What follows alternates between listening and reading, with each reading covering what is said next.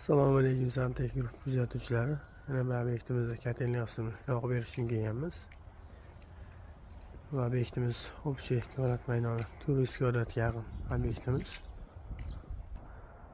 Xonadonimizning orqa tarafdan ko'rinishi yana bir ma'lumot o'rnida aytib o'tamiz. Uyimiz polniy tashqi fasadni ijarasiga qilib o'tilgan. Ya'ni issiqlik yo'qotmaslik uchun. Har doimgidek kotelniyimiz kladovka vazifasini bajaradi. Yo'q, sistemamiz uyga ketishimiz.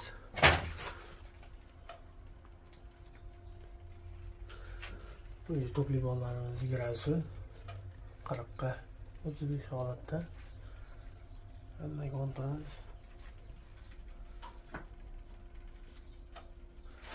Radiator kontrollarimiz. Şimdi sifatiga baho berasizlar. Shunaqangi xizmatlarga bo'lsa aloqa qilib ko'rasizlar.